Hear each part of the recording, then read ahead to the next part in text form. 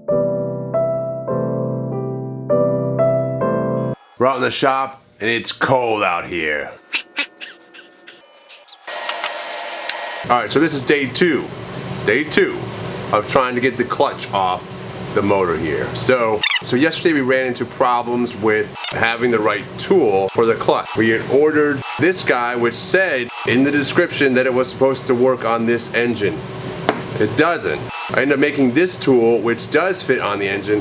However, we then ran into problems with the clutch turn. So then I went and looked up information online and found out that there is another tool you can't buy, that I could find, that holds the clutch. So you need two special tools in order to get this off. The Climber's Manual, this is the first fail on the Climber's Manual. It only mentioned this one tool needed.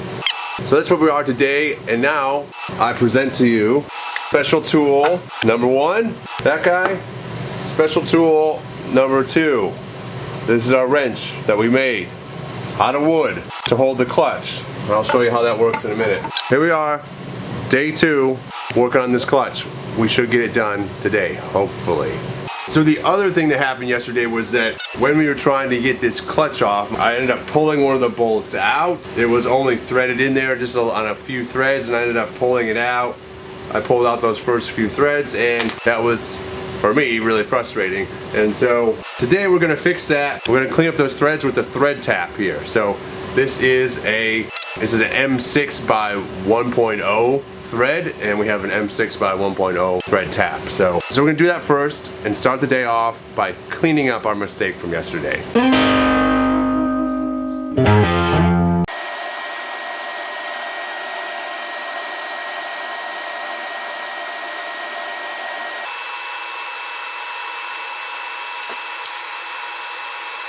It worked! We fixed the little thread thing. It's off? No, Oh, I fixed the thread. The thread. Oh. Yeah. Good. That worried me. That's Little things like that worry me. When we make it worse somehow, I don't like that. It's a nut I'm worried about. Thread fixed. Next, we can try this guy. Try putting our custom wrench on there. So this custom wrench here I made out of wood, and I basically used, hold on. I used the lifter plate off the clutch, this guy, to for the pattern. It's got 6 bolts here and a pattern.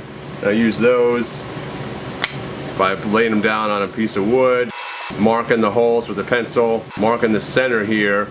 You can take the bearing out and then trace out this center. Did that on this piece of wood, and I did it on this piece of wood, same deal.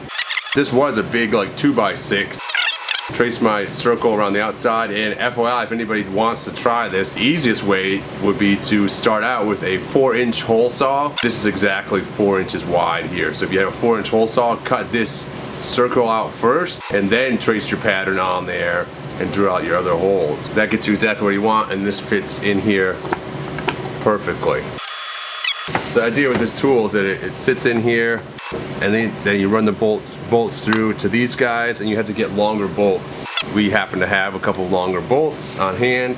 Run a couple bolts through both of these pieces.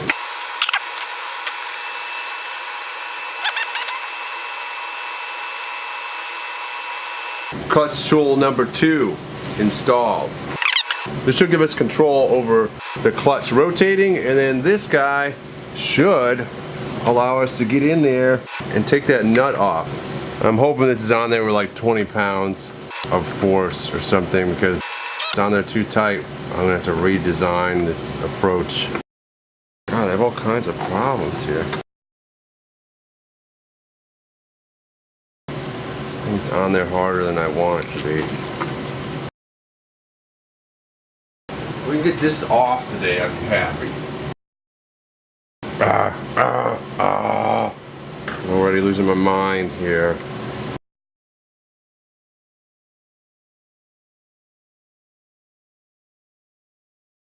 Let's see what that does.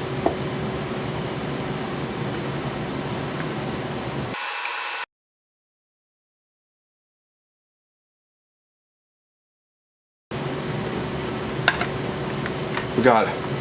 We got it. Yes. That's a huge relief, dude. Oh, this freaking thing worked. I don't even believe it myself. Oh, but believe it, you will. Now getting it back on there to specs, that's a good question. There it is. The nut. This is the nut. And look at how pretty it fits in my little special tool I made. Alright, so then this guy comes out as well. This guy was up in here. So this guy goes in here like so. Locks in against this little support here. And it was one of these little tabs, this guy right here, that we had to bend down. The tab pushes up into that little groove, and that's what locks this guy in place to make sure it doesn't come loose. Alright, so next on our journey into madness is removing this guy here. Let's see. It's got another washer in there.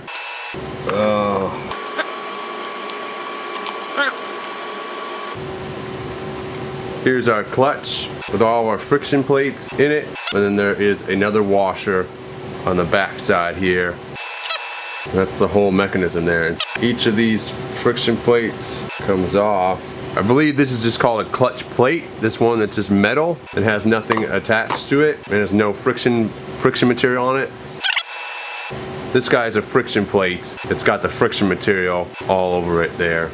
We're gonna measure these and see if they're up to spec still or if I need to get new ones.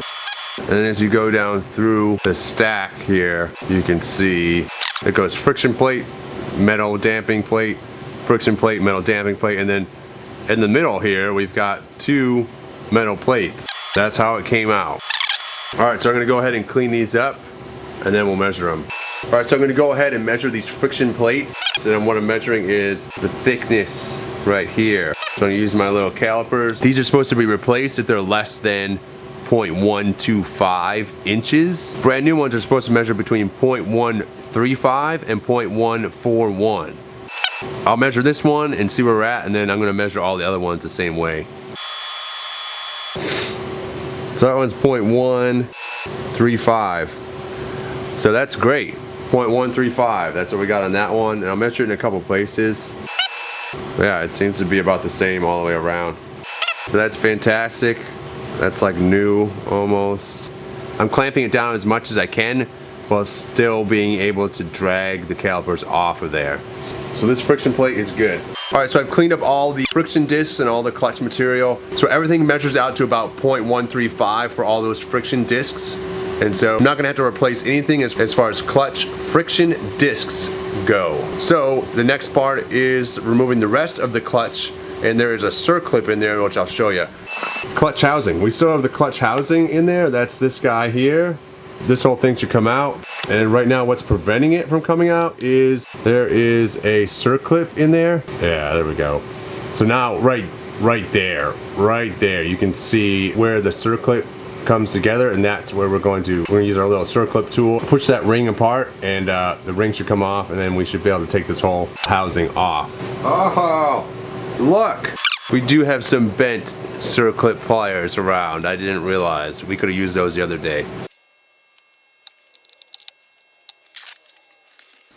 I got a small screwdriver now. Now we mean business.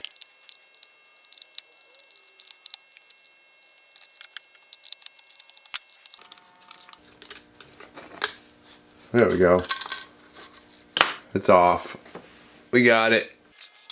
Now in theory this will come out. Alright, so the climber's manual came through for us today. This guy, this clutch housing, is not supposed to come out this easily. On the back side of it, there are some gears on the clutch housing, and those gears are attached to a chain, and that's what's keeping it from coming out right now. In order to get this off, you actually have to take off the rest of this housing here in order to access that chain and whatnot. I think you at least have to do that. That will be the next episode. We'll do that. We'll get into that stuff because we're taking this whole engine apart and splitting the case. So the next episode, that's something to look forward to.